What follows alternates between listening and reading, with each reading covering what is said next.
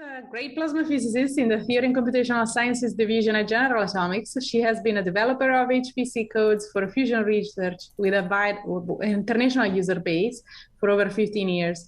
And prior to joining GA in 2006, she obtained her PhD in astrophysical sciences from Princeton University. Her research focuses on developing plasma turbulence models for magnetic fusion in energy research. She is the lead developer of the neoclassical code and co-developer of the gyrokinetic code. She received the 2021 Insight Supercomputing Award and currently serves on the Oak Ridge Leadership Computing Facility, User Group Executive Board, as well as on the US Burning Plasma Organization Council.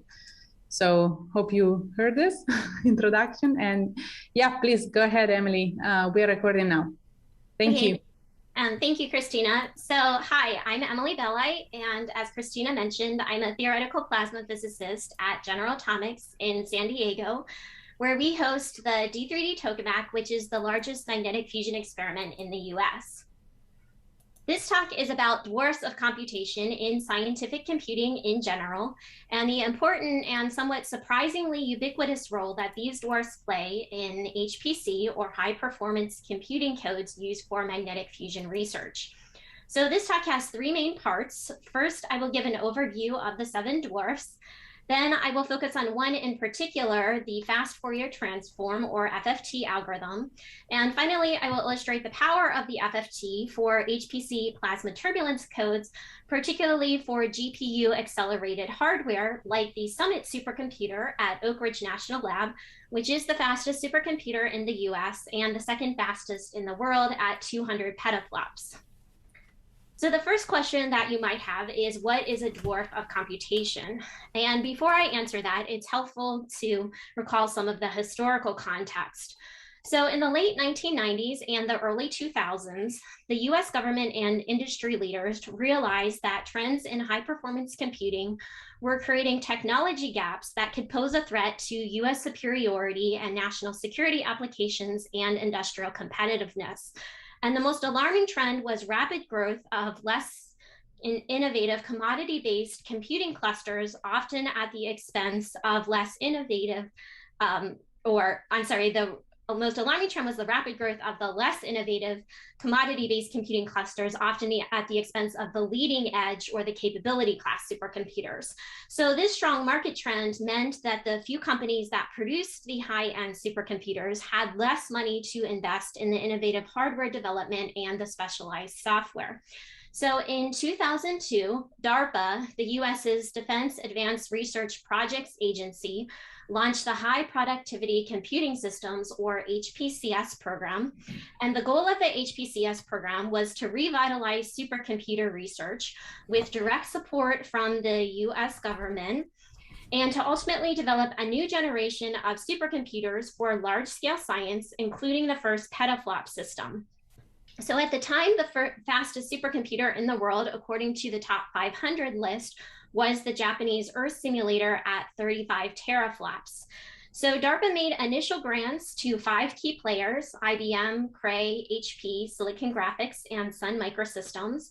And the focus was on real rather than peak performance of critical national security applications, programmability, software portability, and system robustness. So on the hardware side, the program was eventually successful, as in 2008, the IBM Roadrunner system at Los Alamos National Lab debuted as the first petaflop system. And it actually held the #1 position on the top 500 list for only 1 year, when it was eclipsed by another HPCS program success, which was the Cray Jaguar system at Oak Ridge National Lab.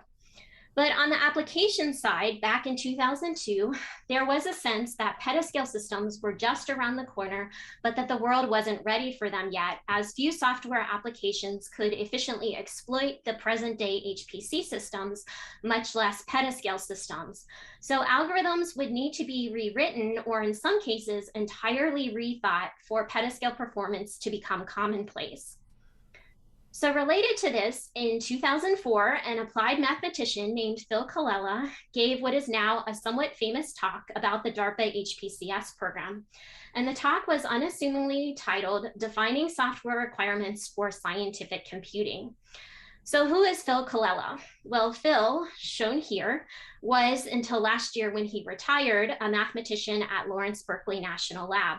And he developed many key numerical algorithms for adaptive mesh refinement and played a key role in the design of HPC software infrastructure for scientific computing. So he was also very active in bridging the gap between applied mathematicians and scientists, particularly for fluid and fusion research. So plasma physicists who have been in fusion for a while, like myself, know Phil very well as a colleague. And the key idea that Colella promoted in his 2004 talk is that nearly all high performance computing done in support of scientific research, both today and in the near future, will use one or more of a very small set of key algorithmic kernels that would become known as dwarfs. And the idea was that the codes may vary over time, but the dwarfs will be important for decades. And the role of defining the dwarfs in the context of the HPCS program from DARPA was to focus attention on HPC challenges and the development of libraries and problem-solving environments and framework. So a key point is that the dwarfs are not tied to any code or language artifacts to simultaneously encourage innovation in algorithms, languages, data structures, and hardware. So for example, any new architecture should have good performance across all of the dwarfs in order to be suited for a broad range of future applications. So what exactly is the definition of a dwarf? Well, a dwarf is an algorithmic method that captures a pattern of computation and communication. And Colella identified the 7 key dwarfs of computation as structured grids, unstructured grids, dense linear algebra, sparse linear algebra, spectral methods, n-body methods, and Monte Carlo. Okay. So in case you're wondering about the reference to the fairy tale of Snow White and the 7 dwarfs, the idea was that the dwarfs, quote, mine compute cycles for, quote, golden results. So each of the dwarfs has well-defined targets from both algorithmic and software standpoints, as I'll go through next. So the first 2 dwarfs deal with grid frameworks, and grid generation is at the core of most PDE solvers. And structured grids are used to represent continuously varying quantities in space in terms of values on a regular lattice. So a structured grid is one in which the cells, which can be either quadrilaterals in 2D or hexahedra in a 3D volume grid, are arranged in an IJK array that define the grid's dimensions. So the distribution of boundary points is such that the dimensions or the number of grid points of opposite boundaries are identical. So for example, surface grids will have 4 boundaries or edges, while volume grids will have 6 boundaries or faces. And the term structured refers to the structure provided by the cell's organization within that array such that a cell's neighbors are known implicitly. So in other words, the point at ij has neighbors at I plus or minus 1j and ij plus or minus 1. And this is what we call regular connectivity. So this model is highly space efficient since the neighborhood relations are defined by the storage arrangement, and this provides one of the main benefits in terms of the computational performance. So finding neighbors directly via the structure is much faster and uses less memory than having to look them up in a table. So structured grids as a dwarf also includes locally structured grids like AMR or adaptive mesh refinement. And with a structured grid, there is also a high degree of control, meaning that the process usually isn't automated. And this means that the user can put the node locations exactly where they want them. And often this can lead to better convergence and higher accuracy, as experienced users will try to align the grid with the relevant physics, for example, in the flow direction in a computational fluid dynamics problem. So an unstructured grid, on the other hand, is an irregular lattice, usually varying the number of neighbors. And these grids commonly employ triangles in 2D or tetrahedra in 3D. And unstructured grids are actually becoming more common due to their ability to handle complex geometries. However, the main caveat is that unstructured grids are identified by irregular connectivity, meaning they cannot be easily expressed as a 2 or 3D array in memory. So neighbor relations must be explicitly stored with indirect access patterns.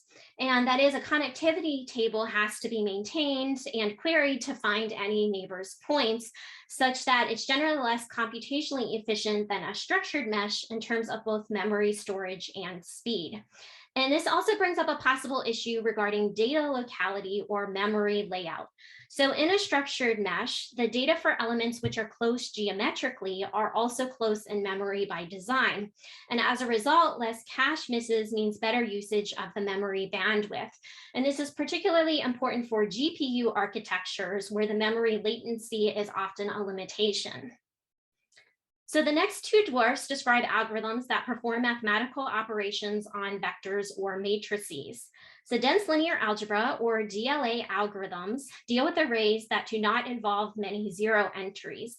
And these algorithms are typified by packages such as BLAS, basic linear algebra subroutines, that are usually broken up into categories defined by the scaling of operations versus the volume data. So BLAS Level 1, which was developed in the mid-1970s, defined only vector operations like dot products, vector norms, and generalized vector addition like AXB, or alpha x plus y. And these involve order n operations on order n data.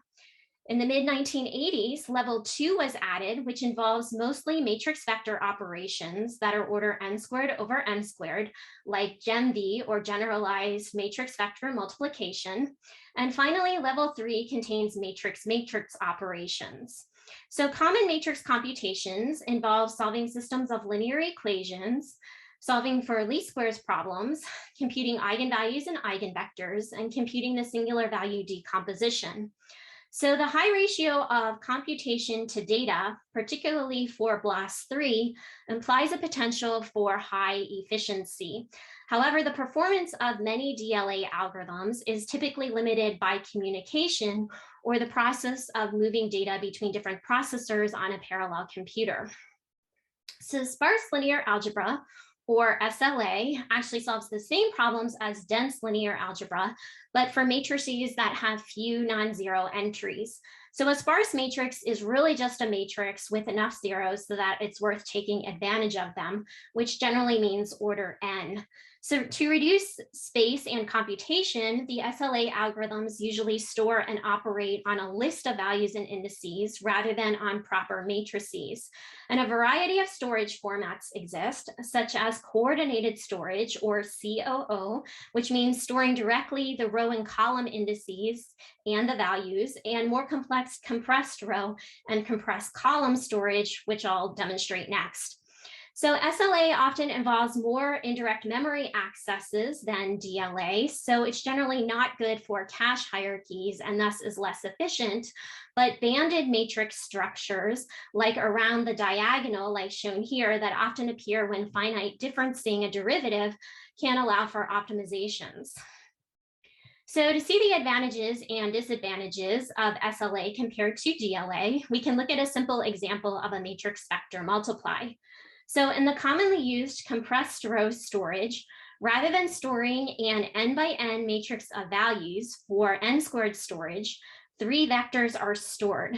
The first vector contains the non-zero values. So for example, 3.1, 3.2, 3.3, 3.4 from the first row, 4.1, 4.2, 4.3 from the second row, and etc. And then we need 2 integer arrays. One that stores the column index for each non-zero value. So 1, 2, 3, 5 from the first row, followed by 1, 2, 5 from the second row, etc. And the other stores the starting index of each new row in the value matrix. So the first row's values start at 1, the second row's values start at 5, the third row's values start at 8, etc. So the total storage is then reduced from order n squared to 2 times the number of non-zeros plus the number of rows, which is even smaller in storage space than n squared values, since storing integers requires only half the number of bytes. So to perform a BLAST2 matrix vector multiply, we then have a long outer loop through the number of rows, followed by a shorter inner loop through the number of non-zeros in each respective row. But we lose efficiency through indirect access to the vector X. So spectral methods as a dwarf are actually somewhat related to dense linear algebra, and in this context is almost exclusively the discrete Fourier transform, or the DFT, which transforms data to or from a spatial or temporal domain. So the revolutionary approach for evaluating the DFT is through the use of the fast Fourier transform, or FFT algorithms.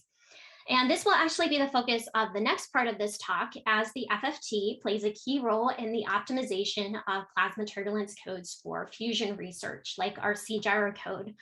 But as a preview, the FFT is very efficient, reducing the computational time from order n squared to order n log n. For example, 3 stages of computation for n equals 8 input points. And the execution profile is typically characterized by a recursive algorithm with multiple stages of processing, where dependencies form a so-called butterfly pattern of computation, such as illustrated here, which basically represents multiply and add operations and a very specific pattern of data permutation. But as you can see, at a very high level of communication is generally required with spectral methods. So n-body methods are actually less common in magnetic fusion research, but arise in scientific applications like astrophysical simulations, molecular dynamics, and fluid turbulence. So the system of an n-body method comprises n bodies, which induce different forces, Fij, and these can be gravitational, electrical, or magnetic, upon each other. And a single all-pair particle-particle implementation has order n squared computational complexity, which is typically impractical because of the large number of bodies. However, optimizations are possible. For example, short-range approximations using a cutoff can reduce the computational time to order n, but are generally not very accurate, particularly for long-range interactions like Coulomb or gravitational. Hierarchical particle methods, which combine forces or potentials from multiple points to reduce the computational complexity, are more precise. And some that you might hear about are, for example, the Barnes-Hutt algorithm, which basically computes forces of pseudoparticles to particles, while fast multipole computes forces between pseudoparticles. The caveat, though, is that these methods are all approximations. And finally, Monte Carlo methods are computations by statistical sampling. And these methods are often used to cover an integration space which would otherwise be too large to scan by brute force by sampling from a suitable probability density. So Monte Carlo algorithms are typically what is known as embarrassingly parallel, though some reduction is often needed at the end to gather the results into a manager process. And they also tend to rely very strongly on having an accurate random number generator. So in high performance computing on distributed memory systems, communication is often a limiter, representing a significant part of the overall execution time. And this trend can become even worse as the compute time becomes even faster with accelerated hardware like GPUs. So it's good to be aware of this. So nearly all of the dwarfs have a moderate to high dependence on inter-process communication. So on the extreme end, spectral methods and n-body methods often require so-called all-to-all communication, in which the calculations at every process are dependent on information from every other process. Structured and unstructured grids and dense and sparse linear algebra are only moderately dependent on interprocess communication, meaning not at the all-to-all level, but for example, only requiring information about neighboring cells. Then at the other extreme, Monte Carlo algorithms have virtually no interprocess communication, with each process running completely independently. So finding the right balance between memory access and computation work distribution while maintaining efficiency and scalability is a difficult problem, as I'll show later with our C-gyro code. So one of the main roles of the dwarfs is that they define building blocks for creating libraries or frameworks that span across application domains. And some of these are listed in this table here for your reference and are pretty popular, like Scale-a-Pack, which is a library of high performance linear algebra subroutines for computing parallel distributed for computing matrix calculations on parallel distributed machines. SuperLU and PETSI are useful for solving systems of linear equations for sparse matrices. And the FFTW, the fastest Fourier transform in the West, is a pretty standard package for computing the discrete Fourier transform. So these libraries support various forms of parallelism, generally for CPU-only machines, though some are also expanding for hybrid CPU-GPU architectures. But for GPU systems in particular, NVIDIA also provides an analogous set of GPU-accelerated math libraries like QSolver, QSparse, and QFFT, which are based on CUDA. So modularizing the key kernels in our codes with these libraries will often set the parallelization layouts at any stage in our calculation and are key for addressing optimal performance, portability, and maintainability for running on both current and future architectures. So we might then wonder how realistic these dwarfs really are. Are the core kernels of scientific codes really based on these dwarfs in practice? Or is this just speculation from the math community about the algorithms that they think we as scientists should be using? So to answer this question, I took a very unscientific survey of some of my colleagues who are developers of some widely used magnetic fusion codes. So MHD or magnetohydrodynamics codes solve a relatively simple fluid description of a plasma to compute the macroscopic stability and equilibrium in 3D.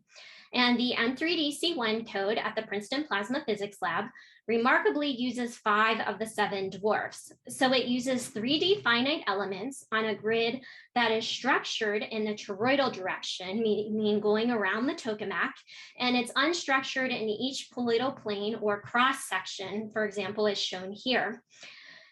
In the linear calculations, though, it can actually use a Fourier representation in the toroidal direction, or basically a spectral method. Then dense linear algebra is used to assemble the matrix system for its implicit time evolution, while it actually uses sparse linear algebra to solve this system with an iterative method. So once macroscopic stability is achieved with a code like M3DC1, plasma physicists are then concerned with achieving optimal confinement of heat and particles. And this is where the more expensive 5D kinetic turbulence codes enter. So in the hot core, so-called delta F gyrokinetic codes are used with one of 2 numerical approaches. So Eulerian algorithms like our code C-gyro use a mixture of finite difference on a structured grid and spectral methods in the spatial dimensions, while particle in cell or PIT codes like the GTC code at UC Irvine uses Monte Carlo methods to actually integrate the equations of motion.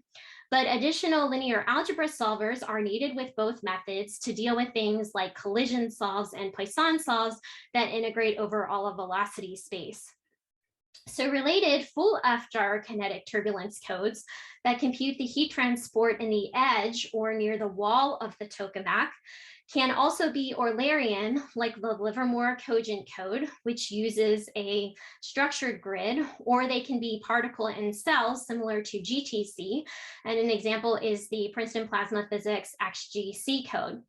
And finally, edge codes that instead solve 3D fluid equations that are simpler than a 5D kinetic code, like the Bout++ and U-edge codes at Livermore, tend to use methods that are pretty similar to cogent.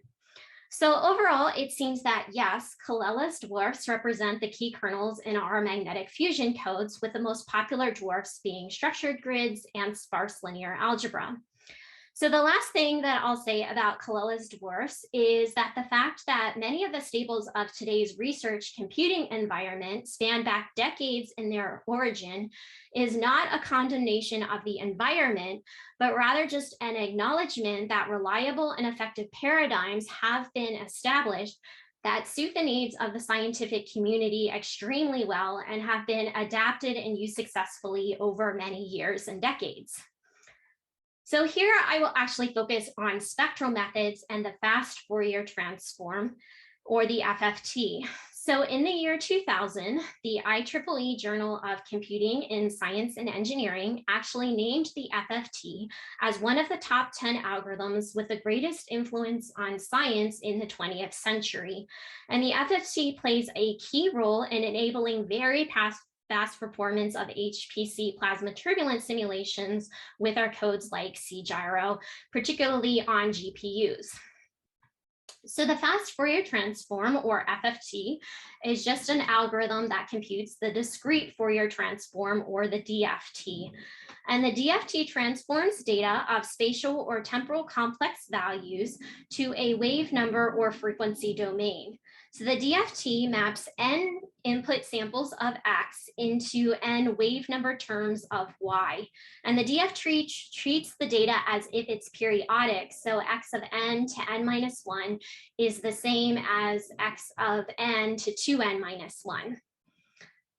So you might recognize that the DFT is really just a matrix vector multiplication of an n by n orthogonal matrix times the vector x. And this is easiest to see if I rewrite it as I've done here, where w here is e to the minus 2 pi I over n, and is what we call the nth complex root of unity.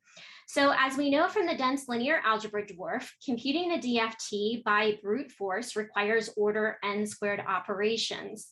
So each inner product requires n multiplications for each x times the w factor, and then there are n minus 1 additions to sum them for 2n minus 1 total calculations. And then there are n of them to compute y0, y1, all the way to yn minus 1. So the important point, though, is that the number of calculations increases very rapidly with n. So say it took a nanosecond to perform a single operation, then to compute the DFT for 1,000 points would require 1,000,000 operations, or just a millisecond. But for 1,000,000 points, this quickly becomes 16 minutes, and for 1,000,000,000 points, it becomes several decades. So an innovative algorithm called the fast Fourier transform, or the FFT, can actually reduce this to order n log n, or from 30 years to just 30 seconds. So furthermore, due to the low number of floating point computations per element, it turns out that the FFT can actually be more accurate than a brute force DFT calculation. So if you want to explore these timings, you can run the simple Python code that I wrote on my computer and on my MacBook. For this particular case of n is 16,384, which is 2 to the 14.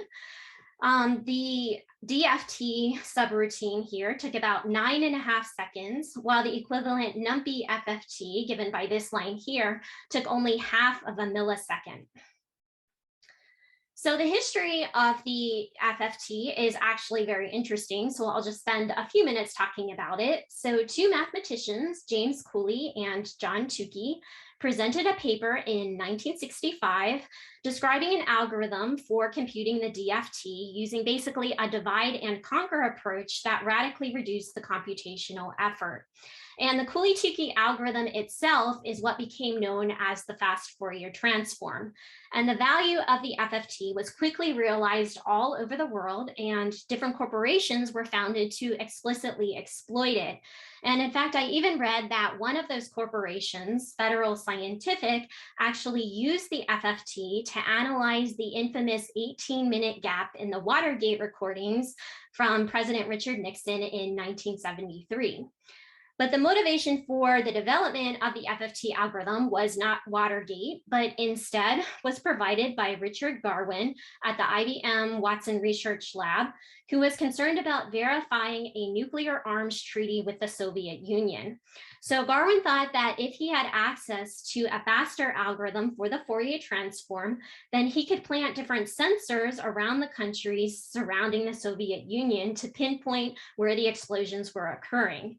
So he suggested the idea of how the Fourier transforms could be programmed to be much faster to both Cooley and Tukey, and they did the work, and they actually hadn't even met at this time, and they only collaborated once by telephone. The sensors were eventually planted, and Garwin was able to locate the nuclear explosions to within about 15 kilometers. The Tukey paper itself, though, is considered the dawning of the digital era, though, allowing computers to quickly convert analog signals into digital data. And at first, in 1965, the FFT was actually regarded as being an entirely new algorithm. So Cooley and Tukey themselves had only referred to the 1958 work of I.J. Good based on a prime factor division as having influenced them. But after the 1965 publication, scientists at the Scripps Institute of Oceanography actually wrote a letter to Cooley himself saying that he had implemented a fast version of the Fourier transform based on the 1942 work of Danielson and Lanczos. And their work was likely underappreciated as it was presented more as a means of checking hand calculations, and people hadn't really foreseen the possibility of automation because computers weren't readily available in 1942. So this prompted Cooley himself to do an investigation into the history, who found that Danielson and Lanczos were themselves influenced by the 1924 work of Runge and Koenig. So you might recognize this is the same Runge as the famous Runge-Kutta time-stepping algorithms. And this eventually led to the discovery of unpublished notes by Carl Friedrich Gauss from 1805, who, in trying to determine the orbits of asteroids based on sample locations, developed both the DFT and an algorithm which is equivalent to the one of Cooley and Tukey for computing it. And remarkably, Gauss's work actually predates Fourier's work himself on the Fourier transform, which was not published until 1822. So part of the reason that Gauss's work was undiscovered for so long is that it was actually written in neoclassical Latin, and Cooley had to recruit a graduate student to translate it. So how does the FFT algorithm actually work? Well, we'll start with the Danielson and Lanczos recursive algorithm. And for simplicity, we'll assume that n is an integer power of 2, and this is known as a radix 2 FFT. So we start with the original definition of the DFT, and then the summation is expressed as two smaller summations consisting of the even and the odd numbered terms. So to properly access the data, the index is changed from j to 2j and 2j plus 1, and the upper limit of the summation becomes n over 2 minus 1 for each summation. So both sums can then be expressed in a form equivalent to a DFT of length n over 2. And in the simplified notation of the last line that we'll be using, YKE refers to the kth component of the Fourier transform of length n over 2 formed from the even components of x, while YK0 corresponds to the transform derived from the odd components of x. However, you might have noticed that we haven't actually done anything to reduce the size of the problem yet, since each term consists of n over 2 computations times basically n, since this k here still varies from 0 to n minus 1. So the trick then is to exploit various symmetries of the transform. And the first is to observe that yk is periodic in the length of the transform. So for a DFT of length n, y of k plus n is equal to y of k. So since yk even and yk odd are of length n over 2, then this basically permits n over 2 values of each to trivially compute the n numbers needed for the total yk. And a similar simplification exists for the w factors. So since w has period n, the first n over 2 values can be used to trivially generate the remaining n over 2 values with a simple minus sign. So these two symmetries give us the following relations, which basically tell us that we only need to perform half the number of computations for each subproblem.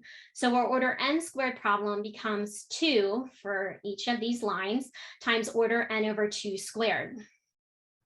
But there's no reason to stop there. So we can reapply this divide and conquer approach, dividing the sums of evens and odds. So if n is a power of 2, then the maximum number of times that we can split it into 2 equal halves is given by log n. So this means once for n equals 2, 2 stages for n equals 4, 3 stages for n equals 8, 4 stages for n equals 16, etc. And the way that the algorithm works is more clear by looking at a specific example for n equals 8. So from the list of the 8 original inputs, x0 to x7, we create 2 new lists of length n over 2, which is 4, of the even and the odd components.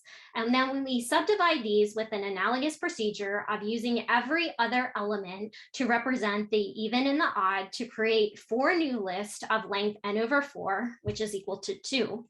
So successive halving is then performed until the lowest level is reached with only 1 element per list. And the algorithm then works by building up the coefficients, working our way back up the tree. So a Python program that I wrote to demonstrate the recursive algorithm is shown here. And on my MacBook for this particular value of n are 2 to the 14. Comparing with the previous DFT Python program, the time was reduced by several orders of magnitude from 9.5 seconds to 0.2 seconds. So to compute the theoretical computational cost, the running time satisfies T of n is 2 times T of n over 2 plus order n. So the 2T here refers to the 2 FFTs of length n over 2 for y even and y odd. And the order n here refers to the cost of the multiplies and adds for y even and y odd, and both the W and the return lines. So the solution of this recurrence relation is T of n is order n log n, which is much faster than the original order n squared for the original DFT brute force. But while the arithmetic complexity is good, the space complexity is not ideal, as basically an array of length 2 to the p has to be stored for p times for each recursive stage, where p here represents the number of recursions in this program. So in computer science, this is basically what's known as a stack problem. And the solution is to use a so-called in-place algorithm. So to see how this works, it's first useful to introduce the idea of a butterfly flow graph. So in a butterfly graph, we start with our original inputs, and then the intersection denotes a summation, while the terms along the boundaries, the branches, represent the multiplicative factors. So we have YKO times our WK factor, and then we have a summation going up and a subtraction going down. So each butterfly represents 1 complex multiplication and 2 complex additions. So the complete butterfly flow diagram for an n equals 8 recursive FFT is shown here, and it's pretty complicated, but we'll just go through it a little bit. So first, the 1-point DFTs are evaluated, and these are basically just an identity operation. So we're just copying the input values directly into the memory registers. Then at the next level, the 2-point DFTs make use of the 1-point DFT results. For example, we have x0 plus or minus x4, x2 with x6, x1 and x5, x3 and x7, multiplying by the appropriate W factors. So next, the 4-point transform results then build on the 2-point transform results, which here I'm denoting by their original place, but just with hats. So for example, we have x0 plus the memory location from the x2 value from our 2-point DFT, and the same with our x4 plus the x6 and etc. And then finally, we use the 4-point transform results to compute the 8-point transform. The important point is that from the butterfly flow graph, you might have noticed that at the end of the computation for any stage, the output variables could be stored in the same registers previously occupied as the input variables. And this type of memory location is known as an in-place computation, which results in significant savings in the overall memory requirements. But you might have also noticed that the DFT samples at the output appeared in a sequential order, so x0, x1, x2, all the way to x7, but the input variables appeared in a somewhat different and almost random looking order. So we can imagine that to implement a fast algorithm, the input could be reordered in this way, and then an iterative implementation could be used rather than a less desirable recursive algorithm. But the problem that remains to be solved is, what is this rearrangement of the input data? And it turns out that for a radix 2 algorithm, the data permutation is in so-called bit reversed order. So this means that the index k is written in a binary representation and then basically read backwards. So for n equals 8, we need a log n, or a 3-bit representation. So for example, 3 can be written as 0, 1, 1 in binary. We then read it backwards as 1, 1, 0, which is equivalent to 6. And we can do this for our entire set of indices from 0 to 7 to put them in the proper order. So an example of the iterative FFT algorithm that I wrote for my MacBook is shown here in Python. And the iterative implementation, you might know, just has 4 loops and no recursion, but it's a little bit more complicated than the recursive algorithm. And in particular, the bit reversal, which is here on the left that I use, can be quite complicated and expensive, as expensive as the FFT itself. So generally order n log n. So here I've actually used a Python hack that I found in a Python forum for extracting the binary digits for each of my indices. But in general, in a higher level language like C or Fortran, it's a lot more complicated to write this bit reversal. And a lot of work has gone into how to optimize this calculation for a general 2 to the n power. So for this reason, in practice, FFT packages will generally use both a mixture of the top-down recursive algorithm up to a certain value of n, and then pick up with a bottom-up iterative algorithm to optimize for both the space and time. So in general, the Cooley-Tukey algorithm does work for more general factorizations, n1 times n2, rather than both just being equal to n over 2. And the way this works is by basically computing n2 DFTs of length n1, which is this inner loop here, then multiplying by the appropriate w factor, and then by computing n1 DFTs of length n over 2. And instead of the bit reversal that we used for the radix 2 algorithm, a more general mixed-based digital permutation is used to reorder the inputs. But while it's fun to integrate the FFT yourself, this is kind of a strong warning to not do it yourself in practice. And the reason is that it's very difficult to beat any of the libraries on your major systems. So for example, even the standard NumPy FFT outperforms any implementation that I was able to make, though I didn't particularly optimize it, but by several orders of magnitude, as it has years of tweaks and optimizations, some of which are very specific to the exact hardware in your laptop. So the standard for fast implementation, especially on parallel machines, is the fastest Fourier transform in the West, or the FFTW, which was originally developed by 2 MIT mathematicians, Frigo and Johnson, in 1998. And this is an open source software, so you can easily download it and install it even on your laptop, like with Mac ports or whatever. And the FFTW implements many FFT algorithms, including the Cooley-Tukey algorithm. But the key is that it auto-tunes. So the algorithm adapts to the hardware to maximize the performance using a so-called planner, which is this line here. And then the planner actually picks the best composition by measuring the speed of different combinations at the compilation time. So using a library like the FFTW gives us optimal performance and optimal portability for any different architecture we have. So we don't have to rewrite any part of our program to get optimal performance when we port our code to a new machine.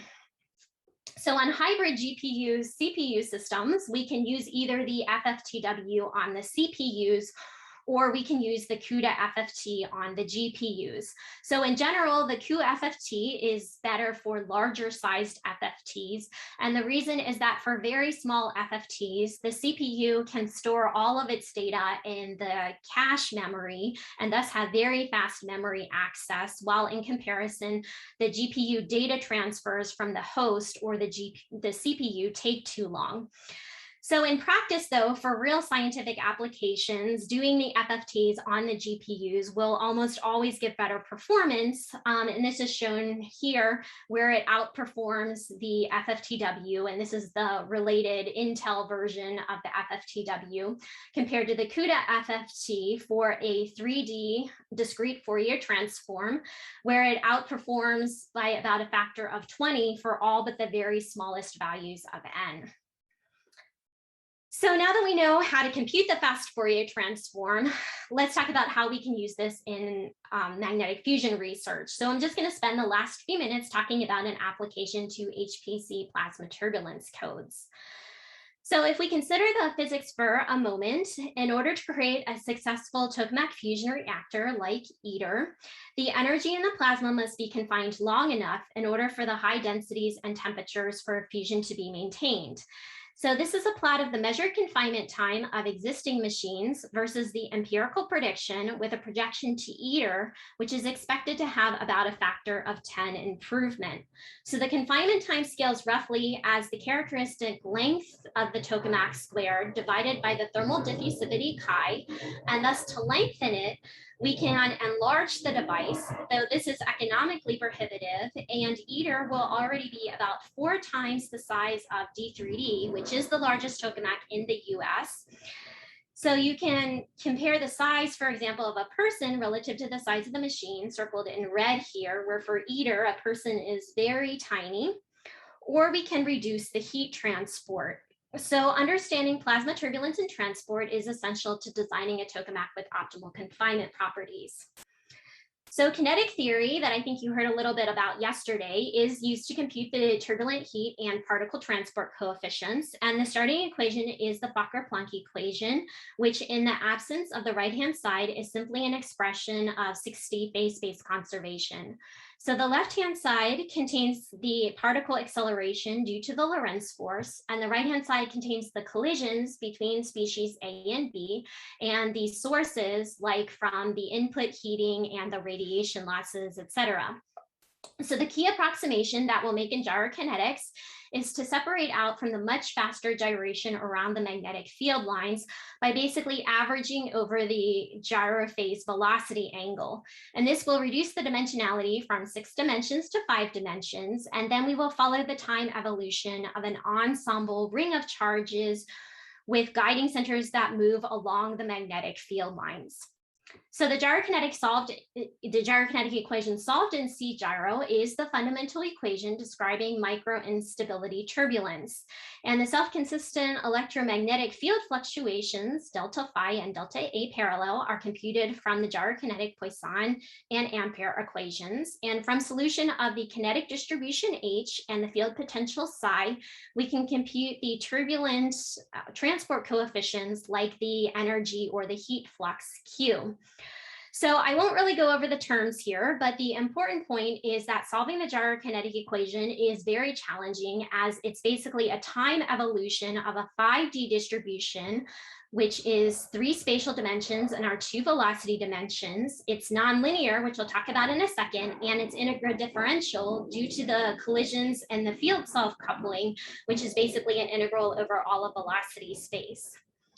So you might have noticed that for the spatial dimensions, we use a spectral method in X and Y for the directions that are the radial dimensions and binormal to the field line, where here theta goes around the field lines. So the reason for this is that it reduces this very complicated gyro average to basically a multiplication in wave number space, which is a Bessel function in K-perp that we can compute analytically for thousands of values of Kx and Ky. And it also gives us a maximal or a spectral accuracy of derivatives. For example, d by dx just becomes minus ikx. It also avoids unphysical boundary conditions, since we will assume that things are periodic over a very thin region of space. But most importantly, it gives us efficient evaluation of the nonlinear term via the fast Fourier transform, which will ensure maximum performance, portability, and scalability. So the nonlinear term that I mentioned is really just a generalized Fourier convolution that transfers energy between different k-perp modes. And the convolution can be done by direct summation, though this is very expensive. It's order n squared even in 1D, and this is a 2D problem, so it's basically order n to the fourth. So a much more efficient way to do it is by using the Fourier transform, which we know is order n log n. So this is a little bit different because we're already starting out in the Fourier space. So the way that we're going to do it is to transform to real space, then evaluate the multiplication in the real space. So this is basically just an order n squared calculation rather than our original n to the fourth. And then we transform back to the Fourier space using kind of the inverse FFT. To avoid pollution of the spectrum by unresolved modes that result from the nonlinear multiplication that can result in a numerical instability, it's important to remember to use a de-aliasing technique. So for example, when we multiply two functions in a Fourier representation, it's clear that the product here will contain higher order harmonics that cannot be represented on the initial grid. So the easy way to get around this is to basically pad the modes by a zero amplitude before we do the transformation. And it can be shown that this should be done up to 3/2 n for a so-called 3/2 rule. We then do the Fourier transform, do our multiplication, do the inverse transform, and then remove the zeros at the end.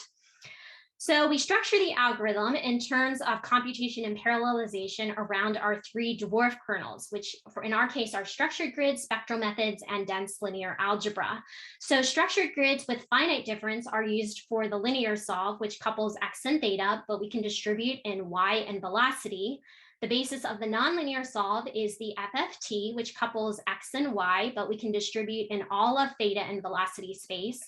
And finally, the collision solve, based on basically a dense linear algebra GEMV, couples all of our 2D velocity space, but we can distribute in all of the spatial dimensions.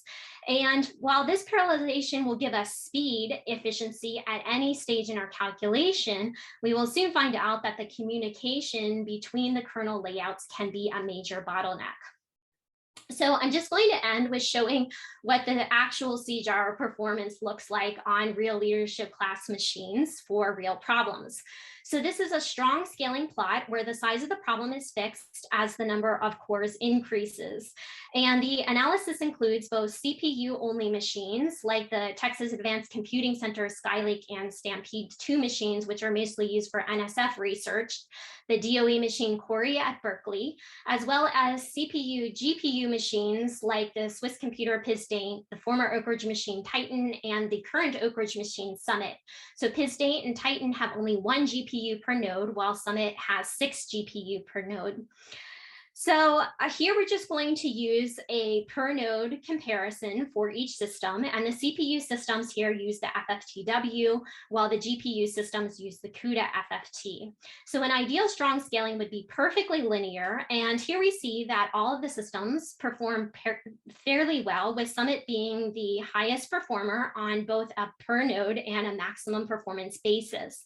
But for all systems, there is a degradation in the performance, meaning kind of a flattening out from a perfectly linear as the number of nodes increases very high.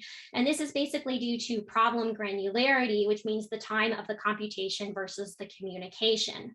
So I'll just end with this, and this is basically a breakdown of the different timings of the computational kernels. So here, the STR is our structured grid dwarf, NL is our fast Fourier transform, and COL is our dense linear algebra. So in this complicated graph, the left or the darker bars give the compute time, and the lighter bars on the right-hand side give the communication time. So on the CPU systems, we note that the time is dominated in the compute by the nonlinear FFT, which are these dark blue lines here.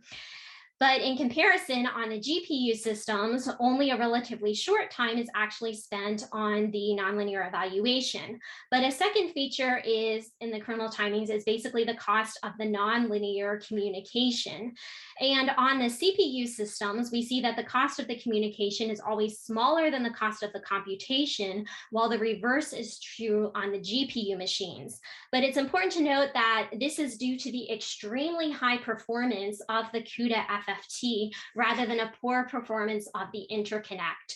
So if you want to compare this more fairly, you can look at CPU-only Summit compared to GPU-enabled Summit. And here the comparison of the FFTW versus the CUDA FFT and the BLAS versus the cuBLAS is very apparent. But what I want to point out here is about the communication. And you can see that the CPU and the GPU are about the same. And the reason for this is that in CGYRO, we've actually taken advantage of a very advanced algorithm called the GPU Direct MPI, which allows for direct GPU to GPU communication rather than going back through the CPU host. And this is more complicated to implement, but it actually can reduce the communication time by about 40% so that you get as good performance as you do on regular CPU to CPU communication, which is pretty remarkable. So our next step in moving towards exascale systems like Frontier, which is supposed to debut as the first exascale system later this year at Oak Ridge, is to basically couple our CGYRO simulations together to compute the evolution of the density and temperature profile across the entire tokamak. So in preparation for this, we scale up to about 20 to 60% of Summit just for a single calculation so that we can get kind of optimal performance on these exascale machines. So this is just the summary. So many of our applications use these common key kernels defined by the Colella 7 Dwarfs, and modularizing these kernels in our codes and incorporating libraries and frameworks that span application domains is key for addressing our optimal performance, portability, and maintainability for running on both current and future architectures that we can't even predict what they're going to be like. So the Dwarfs are remarkably used fairly widely in HPC magnetic fusion codes, like for magnetohydrodynamics and plasma turbulence codes. And the FFT is a very powerful algorithm, especially on GPUs, but balancing the computation versus the communication for optimal performance is a very difficult problem and likely to become even more difficult as the systems become even more powerful. So, thank you. Great. Yeah, thanks. Thanks, Emily. Thank you so much. I didn't want to interrupt throughout the talk. We had a question that came pretty early in the talk, right around halfway through. So are there any fusion-specific kernels that can be considered like the 8th or 9th dwarf in our field, something that goes beyond the 7 dwarfs, I guess? Yeah, I don't think so for most codes, but I will mention that the 7 dwarfs were actually expanded a few years later to 13 dwarfs to include a broader range of applications. So the original 7 kind of fit most of what we would consider like standard HPC computing, and the extra 6 apply to areas like embedded computing. That's kind of like, you know, chips that are designed to specifically do something, like the chip in your phone or your microwave or something, which aren't as useful for us, but also things like machine learning. So it has algorithms like branch and bound and graph traversal and things for doing optimization problems that would apply more towards that area. So I think that would be more relevant for fusion applications that use any kind of AI algorithms. Oh, thanks. Then I had a curiosity regarding the GPU Direct MPI tool that you guys used to optimize the communications between GPUs. So is that like a pretty recent tool? Is it something that, you know, it's quite recent? Yeah, it's pretty recent because the original GPU machines, like up until Titan, only had one GPU per node. So there wasn't ever a reason to have the GPUs talk to each other. So one of the interesting things about running on these class of US supercomputers is that a lot of the technology is so new and it's so specialized that the software and even the compilers kind of come out at the same time that the architecture does. So for example, for Frontier, it's currently under like a non-disclosure agreement. So we don't even know exactly what the hardware is, but when the hardware comes out, the compilers will come out with it. And on systems like Summit, when the compilers first came out, it was found out that one of the things that we had actually discovered with CGYRO is that certain certain of the IBM compilers were not handling the complex number multiplication correctly on the GPUs. So you would run your code and they would actually give you the wrong answer.